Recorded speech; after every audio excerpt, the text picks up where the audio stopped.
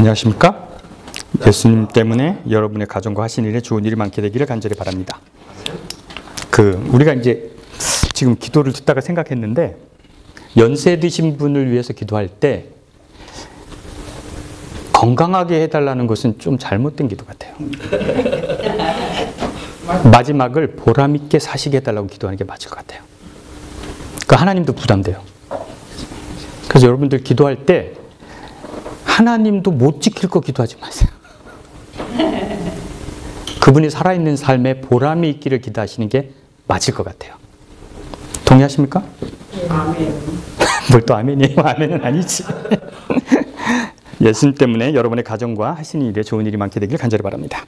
성경절 보겠습니다. 저희는 요한복음을 나가고 있기 때문에 이렇게 이제 그 전주 얘기를 듣지 않으면 이해하기가 어렵지만 조금만 들으시면 따라갈 수 있게 설명을 하도록 하겠습니다. 다 같이 읽겠습니다. 시작. 그들이 아버지께 가리켜 말씀하신 줄을 깨닫지 못하였노라. 26절까지 지난주에 설명했기 때문에 27절을 하는 겁니다. 그럼 그들이 아버지를 가리켜 말씀하신 줄을 깨닫지 못하였더라. 이것만 딱 보면 이해가 안 가죠. 그들은 누굽니까? 아버지를 가리켜 말씀하신 줄을 깨닫지 못했다는 얘기는 또 뭘까요? 이걸 우리가 이해할 수 없습니다. 그래서 할 수 없이 25절, 26절을 봐야 될 겁니다. 그럼 25절, 26절을 보겠습니다. 다 같이 읽겠습니다. 시작. 그들이 말하되 내가 누구냐? 예수께서 이르시되 나는 처음부터 너에게 말하여 온 자니라. 내가 너에 대하여 말하고 판단할 것이 많으나 나를 보내신 이가 참되심에 내가 그에게 들은 것을 세상에 말하노라 하시니라. 이 얘기는 뭐냐면 예수님을 따라다니고 예수님과 지금 많은 시간을 보냈어요. 예수님은 가늠하다 잡혀온 여인을 구해줬어요.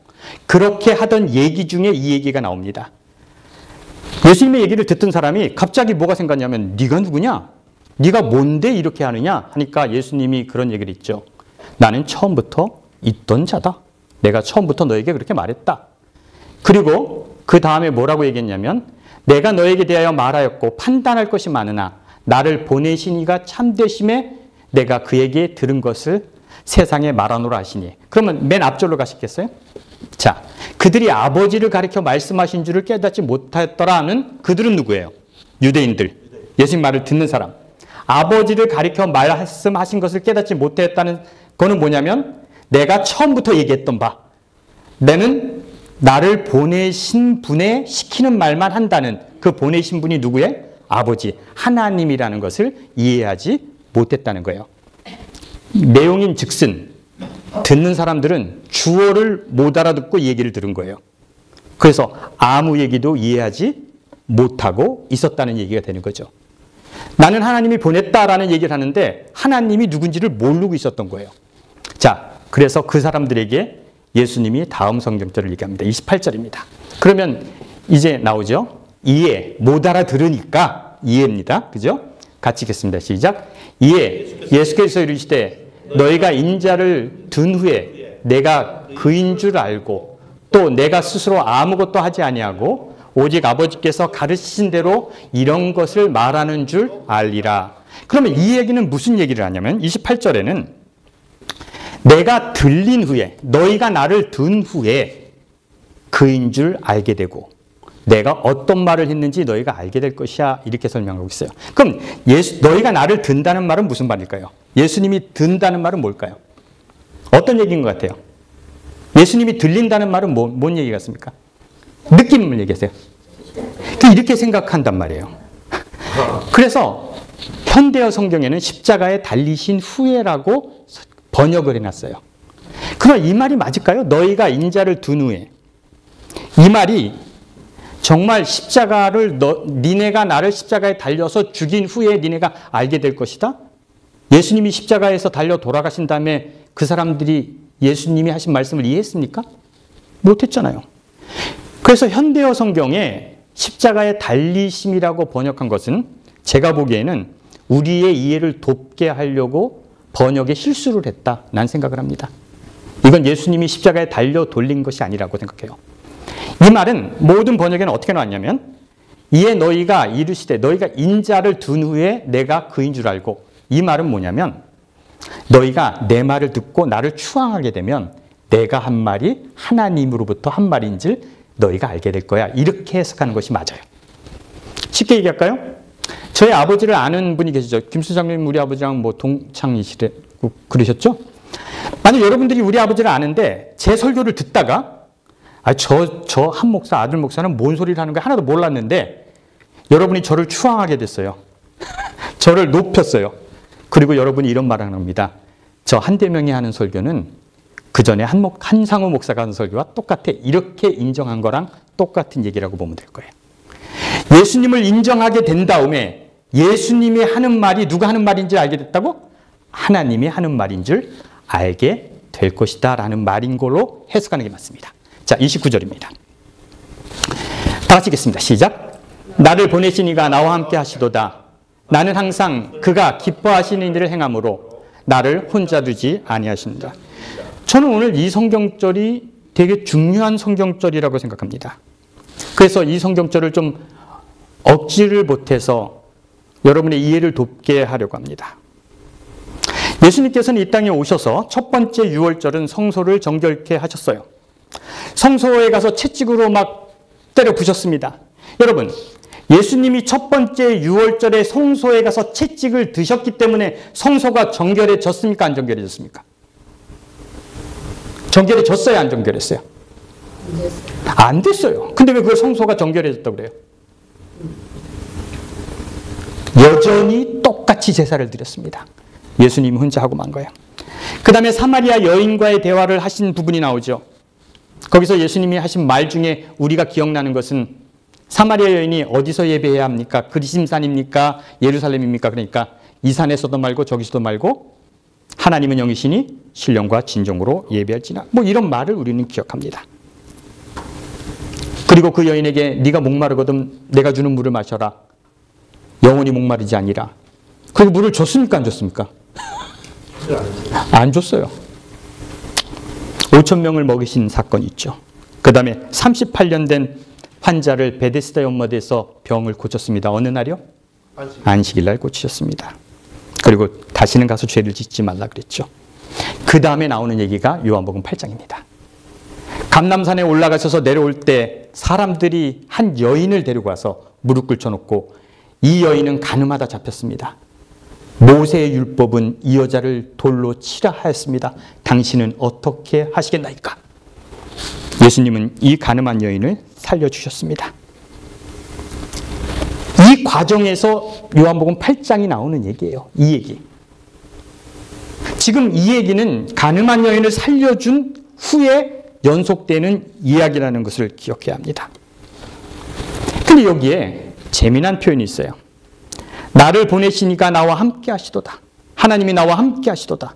나는 항상 그의 기뻐하는 일을 행함으로 나를 혼자 두지 아니하시나이다. 왜 하나님이 예수님을 혼자 두지 않으셔요? 그의 기뻐하는 일을 뭐함으로? 행함으로 일을 한다는 거죠. 여러분, 말과 행동이 같이 가야 됩니까? 그래요? 그럼 집사님 그렇게 하세요? 말과 행동은 같아야 합니까? 예수님은 말도 하고 행동도 했어요. 그럼 행동이 없는 말은 어떻습니까? 행동이 없는 말. 안 좋아요? 그런데 여러분, 말만 잘하는 직업군이 있어요. 어떤 분들이 말만 잘합니까? 목사님하고 국회의원하고. 그래요? 이 목사예요? 저 목사예요? 그래요? 말만 잘하는 직업군이 있죠. 말로 모든 것을 처리하고 하는 직업군이 있습니다. 그건 목사라고 그러면 좀 그렇고요. 종교 종사자들이 우리는 교회 종사자죠. 절 종사자들도 그렇게 하죠. 특히 교회는 말로 모든 것을 짓습니다. 믿는다고 하면 구원 받았다고 그러죠. 사랑하라고 그러죠. 뭐 말이죠. 사랑하는 게 뭔지 압니까? 소망이 있어야 된다고 그러죠. 근데 소망이 뭔지 압니까, 여러분? 그냥 말로 다 때웁니다. 말로 다 지워버렸어요, 종교는. 믿음이 어떤 행동인지 모르고 소망이 어떤 행동인지 모르고 사랑이 어떤 행동인지 모르지만 말로 다 설명이 됐어요. 그런데 예수님이 이렇게 얘기합니다. 내가 그의 기뻐하는 일을 행함으로 나를 혼자 두지 아니하신다. 이런 얘기를 하는 거죠. 예수님이 한 일 중에, 예수님이 한 말 중에 이루어진 것들이 거의 없어요. 성소를 정결케 그렇지만 성소는 정결해지지 않았죠. 괜히 가서 깽판 부린 거죠. 베데스다 연못에서 38년 된 병자를 고치셨지만 그 수많은 사람 중에 한 사람 고친 거예요. 병자가 없어진 것도 아니에요. 안식일에 그런 일을 했다는 것. 그들이 목숨처럼 지키는 그 안식일에 그 일을 했다는 것. 그리고 이제 가늠한 여인이 잡혀있는 이 순간에 세상 사람들은 예수님에게 모세 율법은 이런 여인을 뭐하라고 하나이다? 죽이라고 하나이다. 이렇게 얘기하는 이야기가 전개되고 있는 겁니다. 여러분, 예수님의 삶이 인류를 구원하는 삶인 것 같습니까? 우리가 사회생활을 하면서 예수님의 모본을 따라갈 수 있을 것 같아요? 예수님이 그 모본을 우리에게 보이셨습니까? 예수님이 부부관계의 샘플을 보여준 적이 있습니까? 없습니까? 왜요? 결혼을 안 해봤어. 예수님이 자녀 교육에 대해서 샘플을 보여준 적이 있습니까? 없습니까? 없어요. 왜요? 예수님이 유일하게 보여준 샘플이 뭔지 아십니까? 예수님이 이 땅에 오셔서 우리에게 보여주고 싶었던 일인데 그게 뭔지 아십니까? 여러분, 인류 구원 아닙니다. 딱 한 가지를 보여주셨는데 종교에 대한 예수님의 태도를 보여줬습니다. 뭐에 대한 태도요? 종교에 대한 태도였습니다. 성소에 가서 안식일, 그들이 믿는 안식일, 그들이 생각하는 율법을 무력화시키는데 예수님은 무엇인가를 보이셨어요. 그래서 예수님에게서 배울 수 있는 것은 뭐에 대한 태도다? 종교에 대한 태도입니다. 이웃에 대한 태도가 아닙니다. 종교에 대한 태도입니다. 그래서 여러분들이 교회에 나와서 종교에 들어오는 순간 예수님의 모본을 생각할 수 있는 자유의 길이 열리는 거예요. 예수님의 행동을 통해서 세상을 살아가는 것이 아니라 하나님이 보는 종교관을 예수님은 분명하게 설명하고 있는 거예요. 예수님은 종교에 대해서 그의 삶을 보여주셨습니다. 성소에서 채찍을 씌웠고 그들이 목숨처럼 중요하게 생각했던 안식일에 병자를 고쳤고 그들이 생명보다 더 귀중하게 여기는 모세 율법에 적용되는 그 가늠한 여인을 살리셨어요. 그렇기 때문에 예수님은 종교가 지향하던 것을 보여준 것입니다. 다른 것을 보여준 게 아니에요. 예수님이 여기서 재밌는 표현을 한단 말이에요. 여러분, 말하는 것이 쉽습니까? 행동하는 것이 쉽습니까? 말하는 게 쉬워요? 그래, 목사는 말만 합니까? 그래서? 행동하는 게 쉽습니까? 그러면 둘 중에 하나만 남으면 뭐가 남아야 될까요? 둘 중에 하나만 선택한다면 뭐가 남아야 될까요? 말이 남아야 될까요? 행동이 남아야 될까요? 뭐가 남아야 돼요? 왜 대답을 못해요? 행동이 남아야 돼요? 말이 남아야 돼요? 그렇죠. 행동이 남아야죠. 근데 우리가 행동에 약한 이유가 뭔지 아십니까? 우리가 행하는데 약한 이유는 성경에 근거하고 있습니다. 로마서 10장 10절입니다. 다 같이 읽겠습니다. 시작. 사람이 마음으로 믿어 의에 이르고 입으로 신하여 구원에 이르느니라. 여러분, 이 말에 동의하십니까? 사람이 마음으로 믿으면 의인이 되고 입으로 시원하면 구원을 받습니까?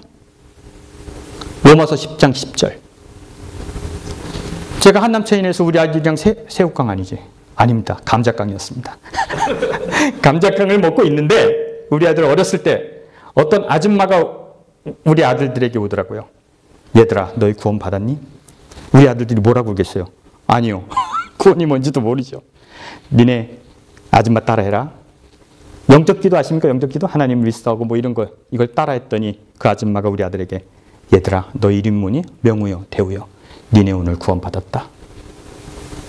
입으로 뭐 했기 때문에? 신 영접했기 때문에. 그래, 이 말에 동의하십니까? 이 말은 틀린 말입니다. 마음으로 믿어도 변화가 없을 수 있습니다. 입으로 시인해도 구원을 받지 못합니다. 그래서 저는 기독교의 해석이 잘못됐든지 로마서를 잘못 썼든지 이건 잘못됐다고 생각해요. 뭐 저는 그렇게 생각합니다. 여러분 마음대로 생각하세요. 저는 그렇게 생각합니다. 여러분, 그는 마음으로 믿고 입으로 시인한 사람이다와 그는 그렇게 산 사람이다와 어떤 사람이 더 중요합니까? 입으로 시인하지 않고 믿지 않아도 그렇게 산 사람은 어떻게 됩니까? 저는 믿음 생활을 오래 했죠. 의심이 생기고 믿지 못할 때가 있어요. 그렇지만 올바로 살았으면 어떻게 되는 겁니까? 의심이 생길 때 없습니까? 원망스러울 때가 있지 않습니까? 그런데도 올바로 살았으면 어떻게 되는 겁니까? 저는 그 믿음과 행함에 대해서 얘기할 때 이 성경절을 좋아하는데 한번 같이 읽어보겠습니다. 열왕기하 5장 10절입니다. 시작. 엘리사가 사자를 저에게 보내어 가로되 너는 가서 요단강에 몸을 7번 씻으라. 내 살이 여전히 깨끗하리라. 나만 장군 얘기죠. 나만 장군 얘기. 나만 장군이 문둥병에 걸렸습니다. 그래서 엘리사를 찾아갑니다. 그래서 엘리사에게 했더니 나와보지도 않고 요단강에 가서 몇 번 씻으라? 7번 씻으라고 얘기합니다. 나만 장군은 화가 났어요. 야, 좀 와서 안수기도도 하고 뭐 좀 할 줄 알았더니 나와보지도 않고 종을 보내서 그래? 그래서 그냥 돌아가려고 했습니다. 그랬더니 참모들이 얘기합니다. 장군님, 더 힘든 일을 시켰으면 할 텐데 왜 이 쉬운 일을 안 합니까? 그냥 가서 합시다. 그래서 참모들에게 끌려서 나아만이 요단강으로 갑니다. 요단강에 가서 나아만이 7번 씻었습니까? 안 씻었습니까? 씻었어요? 진짜 씻었어요? 정말이에요? 성경절 보겠습니다. 시작. 나아만이 이래 내려가 하나님의 사람 말씀대로 요단강에 7번 몸을 잠그니 씻었습니까? 잠궜습니까? 씻는 거는 안 했어. 기분 나빠서. 그래서 몸을 물에다 어떻게? 담궜다. 나왔다. 몇 번 했어요? 7번 했다는 거죠. 씻지 않았습니다. 몸을 담궜습니다. 처음에 들어갈 때 믿음이 없었죠. 근데 그래 하라니까 한번 해보겠어. 들어가 봤어요. 변화가 있습니까? 없습니까? 예? 변화가 있었어요? 처음에는 없어요. 첫 번째 들어갔는데 무슨 변화가 있었어요? 첫 번째 들어갔다 그랬어요. 제가 지금 첫 번째 들어갔을 때 변화가 있었습니까? 없었습니까? 아이씨. 갈까? 아이씨. 될 것 같아요? 안 될 것 같아요? 안 될 것 같아. 갈까 그랬더니 참모들이 또 말립니다. 화가 났지만 두 번째 들어갔습니다. 아무 변화가 없었습니다. 아까보다 조금 더 화가 났습니다. 그죠? 3번 들어갔습니다. 나왔습니다. 변화가 있어요? 없어요? 이 개새끼 엘리사라고 그랬지? 저이씨. 그래서 가려고 그랬는데 참모들이 또 말립니다. 한 번만 더. 4번 들어갔어요. 변화가 있어요? 없어요? 없습니다. 더 화가 났습니다. 정말 이거 어떡하나. 5번 들어갔습니다. 변화가 있습니까? 없습니까? 변화는 없고 화는 더 나고 6번 들어갔습니다. 그리고 나올 때 생각합니다. 변화가 없지. 그래. 내가 7번 들어가서 안 나면 저 엘리야, 야 마차 준비해라. 고향으로 돌아가는 길에 엘리사 저 새끼 내가 저거 죽여버릴 거야. 마차 돌려놓고 내가 7번째는 쉽게 들어갔다 온 것 같아요. 내 마음이에요. 해석은 내 마음입니다. 하여튼 그랬어요. 미움도 증오도 욕도 모든 것이 이빠이 됐을 때입니다. 그죠?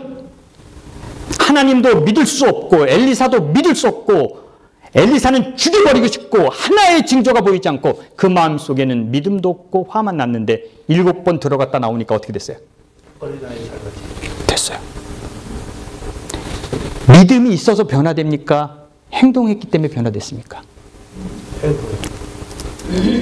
나만의 마음속에 증오와 미움과 모든 것이 있어요. 사랑, 소망 이런 거 하나도 없었어요. 그런데 7번 물에 담그고 나니까 어떻게 됐어요?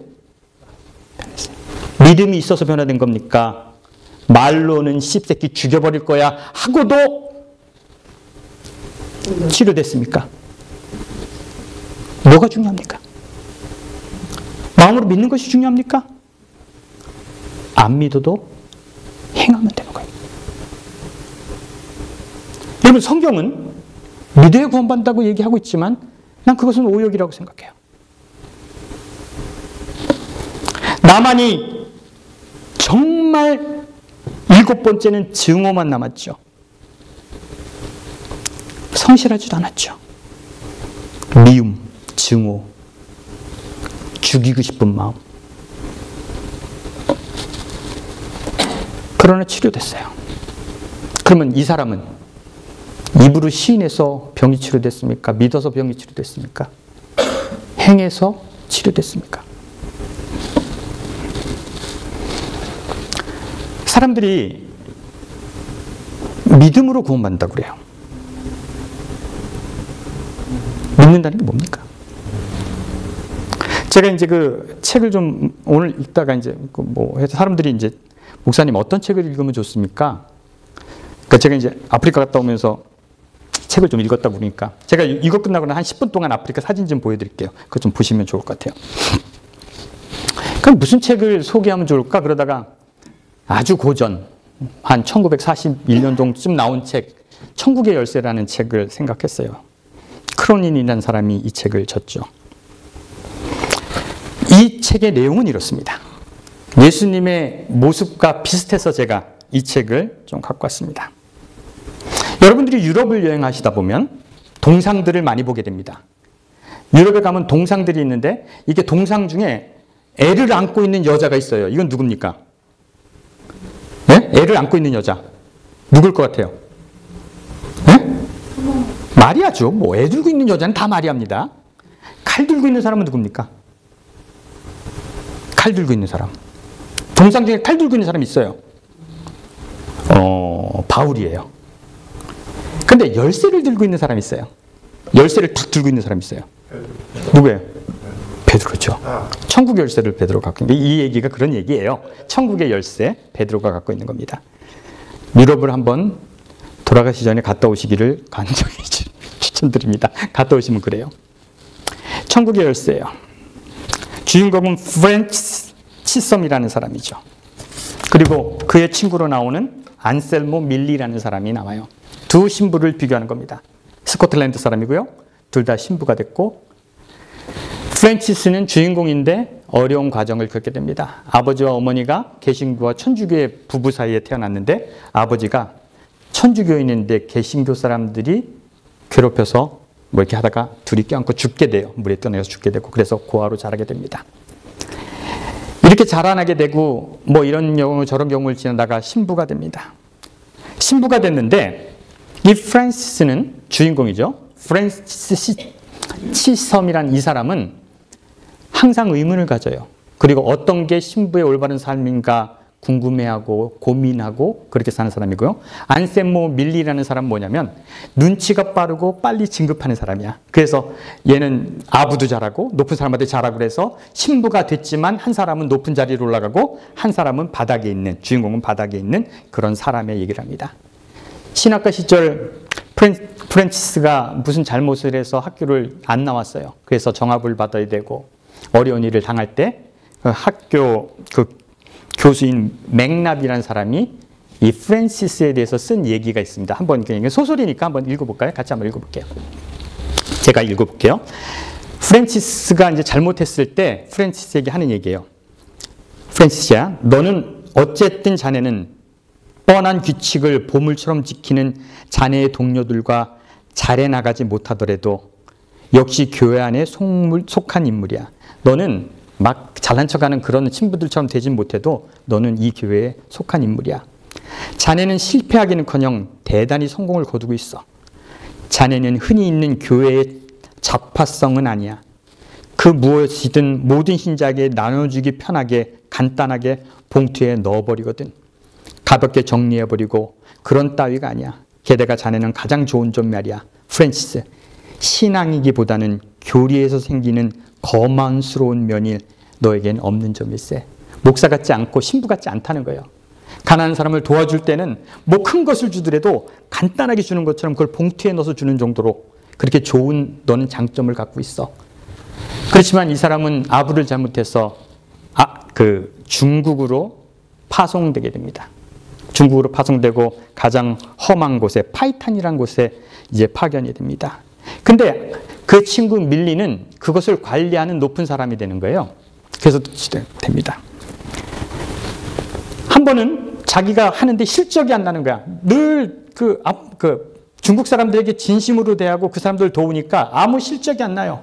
자기 친구 밀리가 검사하러 왔습니다. 검사하러 와서 야, 너는 왜 이렇게 실적이 안 나니? 왜 세례자가 이렇게 나지 않니? 그러면서 자기 친구를 견책합니다. 야, 너는 좀 상류사회랑 어울려야 되고 좀 신부답게 건엄하게 다녀야 되고 마차를 타고 다니고 그 다음에 거기 사람들에게 돈 몇 푼만 주면 1000명씩 세례자를 내는데 왜 그 짓을 안 하니? 너도 좀 노력해서 세례자를 많이 내. 이렇게 충고해 주고 갑니다. 충고하고 갈 때 마지막으로 그 친구가 한 말입니다. 너무 어려운 프란시스에게 이런 말을 합니다. 한번 읽어보죠. 한번 같이 읽어보세요. 시작. 자네를 위해 진심으로 기도하겠네. 자네에게 하나님의 축복이 있기를. 모든 종교가 하는 가난한 자들 앞에 하는 똑같은 얘기를 합니다. 자네를 위해 진심으로 기도하겠네. 자네에게 하나님의 축복이 있기를. 그러고 매정하게 그 친구를 버리고 갑니다. 그래서 그 친구는 거기서 계속 고생을 합니다. 프란시스의 친구 중에 탈록이라는 사람이 있어요. 탈록이라는 사람인데 이 사람은 의사 집안이었어요. 의사 집안이었는데 이 고아인 프란시스가 이 탈록 집에만 가면 좀 이상한 걸 느꼈어요. 도대체 우리는 기독교를 믿고 하나님을 믿는데 우리는 사는데 재미가 없고 그렇게 힘든데 왜 무신론자인 탈록의 집에 가면 왜 이렇게 행복할까? 왜 저 사람들 하나님도 없고 지옥 갈 사람인데 저렇게 행복하고 잘 살까? 이런 생각을 했어요. 책에 있는 내용을 다시 한번 읽겠습니다. 보겠습니다. 제가 읽어줄게요. 탈록에 갔던 집입니다. 윌리 탈록의 집에는 그가 아무리 생각해도 알 수 없는 것이 하나 있었다. 그것은 그 집 사람들이 왜 이렇게 상냥하고 행복하며 만족스럽게 보이는가 하는 것이다. 하나님도 안 믿는데 너무 행복하게 살아. 만족스러워. 신의 존재를 부정한다기보다는 오히려 신을 무시하는 것 같은 아무런 신앙마저도 갖지 않은 합리주의자에게. 그 사람은 탈록네 집은 하나님을 안 믿어요. 이 사람은 하나님을 뭐 하는 것 같아? 이 사람들이 하나님을 무시하는 것 같아. 무시하는 것 같은 아무런 신앙마저도 갖지 않은 합리주의자에게 교육받은 이 집 사람들은 영원의 형벌에 처해져 하고 지옥 불길이 이미 그 발목을 핥고 있어야 할 터인데 하나님도 안 믿고 무신론자고 그런 사람들에게 지옥을 갖고 오고 험하고 힘든 인생을 살아야 하는데 왜 저들은 왜 행복하고 사람들에게 기쁨을 줄까? 어려서부터 이상하게 생각했어요. 근데 중국의 패스트, 흑사병이 창궐했을 때 이 탈록은 의사직을 버리고 잘 살 수 있었지만 의사직을 버리고 중국에 와서 중국 사람의 흑사병을 치료합니다. 그러다가 흑사병에 걸려서 탈록이 죽게 됩니다.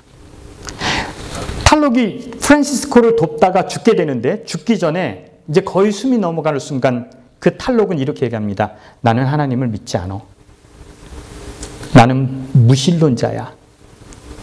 그때 수녀들이 다 보고 있었어요. 프란시스코는 신부예요. 그러면 하나님을 믿지 않고 나는 무신론자야 그러면 너 구원받았어 라고 할 수 있어요 없어요? 구원받았다고 할 수 있어요 없어요? 기독교에서는 안 되잖아요. 무신론자라고. 그런데 프란시스코가 이런 얘기를 합니다. 이거 한번 같이 읽어볼까요? 같이 읽어보세요. 시작. 하나님 쪽에서 자네를 알고 있네. 인간의 괴로움은 모두 회개의 행위라네. 내가 하나님을 몰라도 하나님은 너를 알고 있네. 네가 중국 사람들을 위해서 봉사하다 죽은 너의 행동을 누구는 알고 있을 것이다? 하나님이 너를 알고 있을 것이다. 그래서 천국 문은 너에게 열려 있을 것이다. 이렇게 얘기를 합니다. 믿지도 않는 사람이 구원받았다는 얘기를 하는 것을 듣고 수녀들이 반란을 일으켜요. 이게 말이 됩니까? 믿지 않는데 어떻게 천국에 간다고 그럽니까?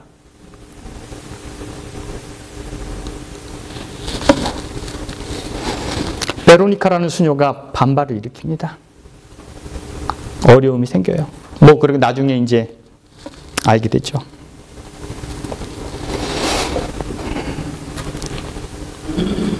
뭐 생각 많이 하게 하는 거 아닙니까? 여러분 한번 읽어보세요, 책.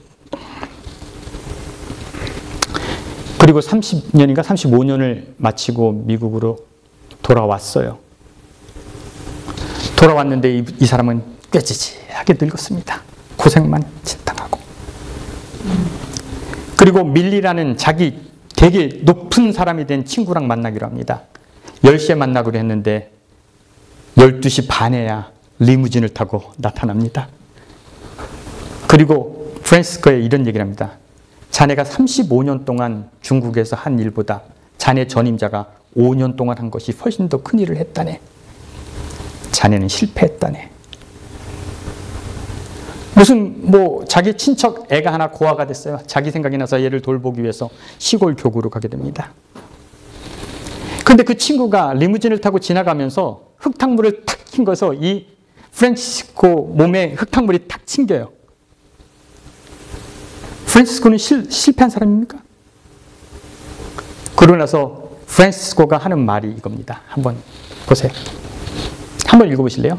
그때 마지막에 자기가 실패한 것 같고 남들이 다 인정해 주지 않을 때 이런 얘기를 합니다. 맨 윗줄만 한번 읽어볼까요? 시작. 주님, 이번만은 주님 뜻대로 마시고 제 뜻대로 이루어지게 하소서. 하나님의 뜻대로 이루어지는 것은 밀러, 교회 유명한 목사, 합회장 뭐 이런 사람들이 되는 거고 내 뜻대로 한 번도 되지 않는. 그런데 한 번만 내 뜻대로 이루어지길 바랍니다. 이거 되게 멋있는 말이에요. 이런 말을 서슴지 않고 않는 치샘은 교회보다 인간을, 천국보다 이승해서 참다운 삶을 더 귀하게 섬긴 사람이다. 교회보다는 인간을, 이승해서 참다운 삶을 더 챙긴 사람이다. 밀러와는 비교되는 그 신부죠. 밀러와는 반대로 사도의 권세보다는 사도의 책임에 더 관심을 기울이는, 천국의 열쇠를 이미 손안에 넣은 사람처럼 보인다. 이렇게 끝나는 거예요. 여러분, 예수님이 종교를 그렇게 싫어했던 이유가 뭔지 아십니까? 예수님이 그 제사제도나 안식일에 병자를 고친다고, 모세 율법 이런 것을 왜 싫어했는지 아십니까? 그것은 사람을 위한 것이 아니었어요. 그것은 누구를 위한 것이었어요? 신만 바라보는 종교였어요. 그럼 예수님은 누구를 바라봐요? 예수님은 누구를 바라보고 있습니까? 사람을 바라보고 있어요. 사람을 위해서 무엇을 해야 하는지, 어떤 행동을 해야 하는지, 어떤 삶을 살아야 하는지. 이 천국 열쇠의 마지막에는 이렇게 돼 있죠. 사도의 권세보다는 사도의 책임에 더 관심을 기울이는, 천국의 열쇠를 이미 손안에 넣은 사람처럼 보였다. 프란시스코니까. 저는 이거 옛날에 이렇게 읽으면서 이 사람처럼 소설을 한번 썼으면 좋겠다. 제가 마음에 감동을 받은 내용입니다. 천국의 열쇠는 종교에서 나오지 않습니다. 예수님이 여러분에게 보이신 것은 종교의 그 어떠함이 아니라 사람에 대한 어떠한 태도였음을 기억하게 되길 간절히 바랍니다. 그래서 우리는 어떻게 믿느냐가 중요한 것이 아니라 어떻게 사느냐, 무엇을 위해 사느냐, 어떻게 행하느냐, 그런 자들에게 누가 함께 하십니까? 하나님이 함께 하신다고 얘기를 하는 거예요. 그래서 지금 여러분들에게 결론적으로 드릴 말씀은, 신 앞에 여러분의 자세를 중요하게 생각하지 마시고 사람 앞에 여러분의 태도를 중요하게 생각하십시오.